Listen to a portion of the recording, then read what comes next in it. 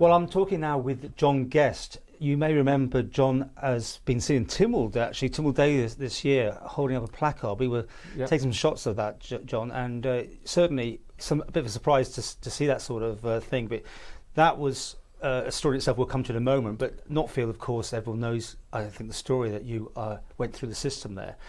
I have to say, obviously, we have been warned by the police that we've got to be careful, and I do accept that, and we totally understand we cannot go into anything that will cause sub judice problems in the courts. I understand, and that I know will limit you on what you can say today. But I'm fascinated and with the story because. Well, I hope the nation is fascinated by the true story, by the true story, not by just the truth, by the story they're hearing, by the press and the committee, by the true story. The true story needs to be told of the story of Knottfield. Well, this is the report, a massive amount here, which, of course, that's what recently has been discussed. Yeah. Your views on that is? Well, my personal view is it's a scam report. It's been rushed, and it doesn't investigate the true story of Knottfield and the abuse. Are you calling it a whitewash then, as such? Sorry? No, I'm not saying it's a whitewash. No. I'm just saying it wasn't carried out in what I would call a true manner to investigate what actually happened at Knottfield. So, forgive me because I don't know the ins and outs of this thing. You gave input into this, did you? Yes, I did. So what didn't happen then? Did they not take what you wanted them to do, or what? Yeah, no. I believe I gave my full true story to the select committee in private session first, and then I gave it. They asked me to, and I agreed to speak in publicly. So I gave up my anonymity to speak about what happened to me in the children's home. But when they arranged the select committee, I believe that it should have been an English barrister or a QC from the UK to chair the committee to ask the searching questions that needed to be asked, and the legal questions that needed to be asked to the people who came up in front of the committee, who are named and in this report. Questions that I feel that I could have asked the QC through legal representation that I've been denied, that I wanted to ask. And now this report has come out. I just feel that it's very weak and it doesn't tell the story of what happened to us and the way that our care was provided by the government, who provided the funds for the children's home. So not whitewash, but is it a cover-up in your view? Well, I wouldn't say it's a cover-up. I'd just say the questions, the relevant questions have not been asked, and the people who should have been in front of the committee, like the Children's Centre, who provided our care, refused to go in front of the committee, they just didn't accept an invitation to come and speak, which were one of the main parties of this investigation.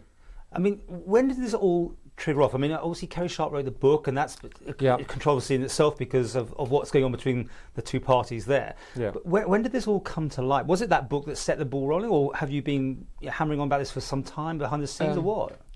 Well, it's been I personally was involved through the history of the children's home from the late 60s through until the late 70s, early 80s, and I kind of put it to the back of my mind the horrific things that happened to me.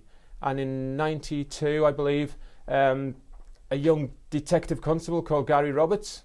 The chief constable. Okay, just be careful. No, at the time he was just a DC, right? And he was investigating the Knottfield case, and that's when I became embroiled in the case. So from 92, but from 93, 4 onwards, I kind of had to live with my trauma, and I got help to get over my trauma. Mentally, I kind of had a bit of a relapse, and then I forgot about it again.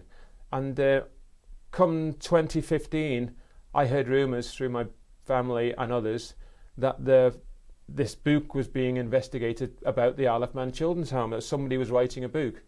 And I just didn't know what was going on about it. So then the next thing, I'd received a telephone call from a police officer in 2015 while I was at work, and asking intrusive questions about my past at Knottfield, and it upset me quite badly, and I left my job, and I got a bit of a depression state at the time, and I found out that it happened. This situation that was happening to me, and this mental kind of breakdown I was having, was happening to other people, other victims as well. One in case, he was contemplating suicide, and he was left in his car outside the police station in a traumatised state. Another one was violently sick, and it hasn't worked since, and he's under heavy medical care now. And sadly, one person who was embroiled in it, a very good friend, I won't name, he has actually taken his life, and as I believe is a direct cause of this case. Okay, did you not get support? I mean, now it's probably a lot different. In your day, was it much harder to do this? In 2015, 2016, when this was all happening, we were not offered any support at all. My brother, believe it or not, he was actually sent a text message by the police saying that victim support was available to help him, and victim support are not structured to give advice. They're there to listen to you and give a shoulder to cry on. And he was told by victim support they're not structured to give this help and advice. So these people were left traumatised in their homes. They couldn't work. So I brought it upon myself to go to the police station and demand that they stop what they were doing in the way they were proceeding with this case. Uncompassionate, unprofessional way they proceeded with this case. And I started off speaking to a constable. They spoke to me, and I spoke to a sergeant. I came back the next day. I spoke to an inspector, and with my fighting and going on, I was told that yes, this would be stopped. I wanted to complain about it, the way their actions were affecting me and my family and other people, and I was told by an inspector, which I will not name, that my complaint would be put down as a dissatisfied customer. I was classed as a dissatisfied customer, given a piece of paper and told to go away. That was the way the police were handling this case. And people were left in their homes in a traumatised state because of the way they were investigating this case. I think people would be staggered by hearing this. Well, that is I'm staggered. And because of my strength and because it happened to me before, I had this sort of resilience to stand up. Even though I had to leave my job, I left my work and I was upset. Okay, I mean, you obviously clearly need some counselling still, I'm guessing. Well, I don't know. I mentally myself, I kind of pushed it to the back of my life and I got on my life. I'm a settled person, I'm a married man. And but what happened in 2015 with the police with me, they've dragged it all back up in my mind, and it's affected me again and my family and other friends as well. And sadly, to the extent of one of my friends is now deceased. Another sad situation was that the police informed me that another person involved as well was deceased as well.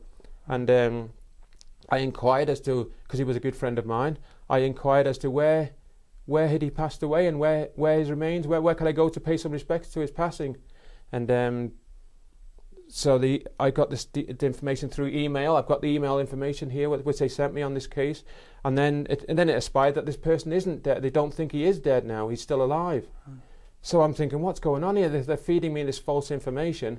So I asked the police to put a public apology out that they'd been giving me this false information, and they've refused to do this basic humanity thing to me, to say that they told me this false information. This is what I'm fighting, and my brothers and family and everybody is fighting against, as well as the government we're fighting against, the Children's Centre. These are the things that we're fighting against to try and get justice.